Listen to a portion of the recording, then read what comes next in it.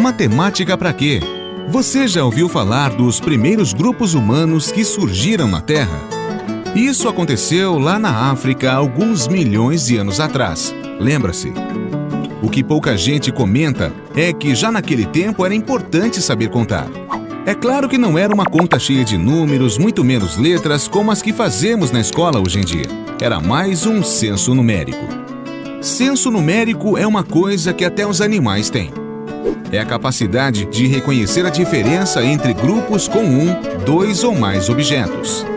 O problema de calcular as coisas só com base no censo numérico é que só esse atributo natural não é suficiente para fazer contas maiores.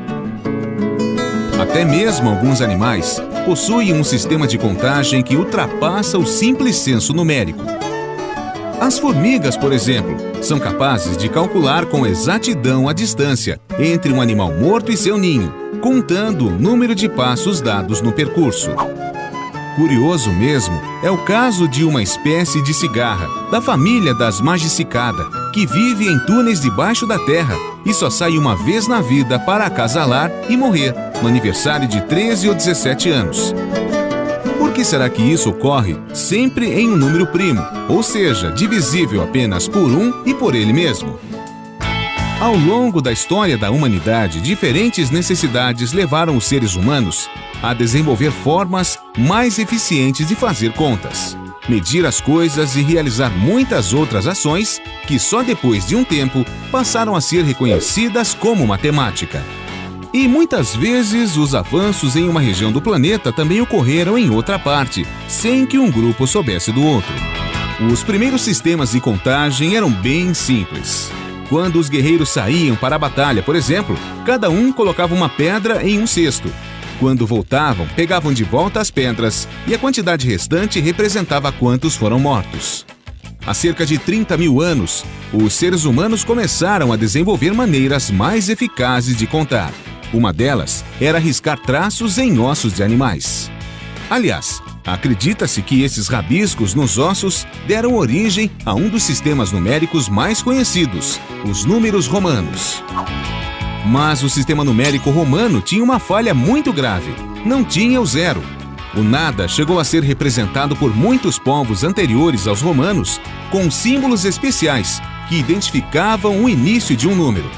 Mas a ideia do zero, ou seja, um número para representar a subtração de um número por ele mesmo, só surgiu há aproximadamente 1800 anos na Índia. Se os romanos não conseguiram descobrir o zero, pelo menos desenvolveram uma maneira de fazer operações aritméticas que deu origem à palavra calculadora. Eles usavam uma tábua com buracos nos quais colocavam pedrinhas, cada espaço representando um valor numérico. Quando falavam sobre fazer uma conta, diziam cálculos ponere, que significa colocar pedrinhas. Muito do conhecimento dos romanos ligado à matemática, na verdade, foi herdado a eles de civilizações anteriores. Por exemplo, as formas de quantificar as grandezas com base no tamanho de pés, palmos, polegadas e na distância entre a ponta do nariz e a extremidade do dedo médio, o côvado, teria origem no Egito. Pouca gente sabe, mas muitas das coisas que fazemos hoje, relacionadas à matemática, surgiram lá na antiguidade.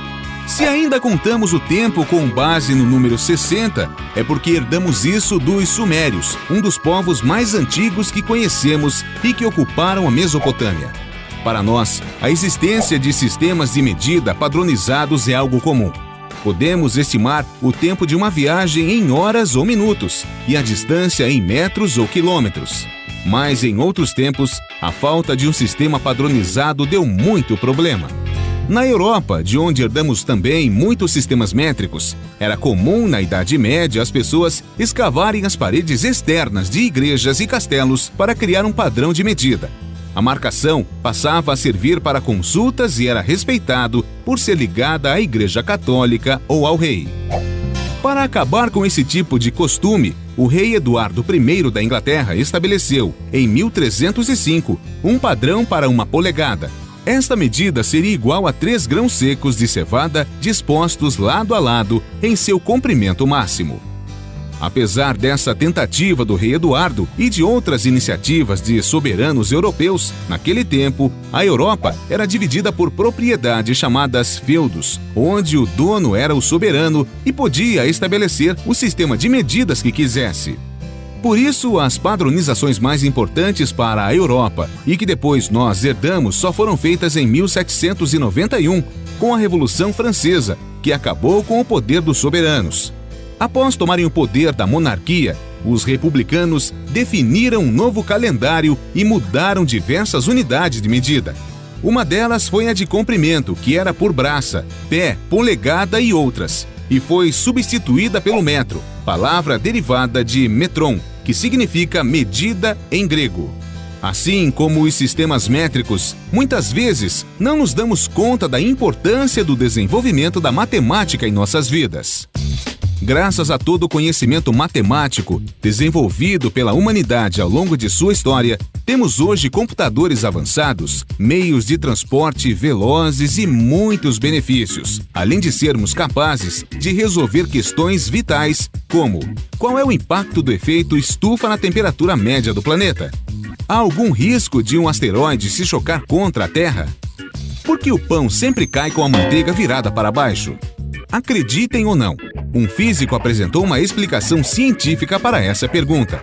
Para isso, usou cálculos matemáticos, mecânica básica e muita criatividade. Em 1995, Robert Matthews apresentou um estudo segundo o qual as mesas nas quais costumamos apoiar o pão para passar manteiga têm altura exata para que o alimento, ao cair, vire no ar deixando a manteiga para baixo. Se não fosse todo o conhecimento matemático acumulado pela humanidade nesses milhões de anos desde o aparecimento dos nossos ancestrais, como poderíamos saber isso?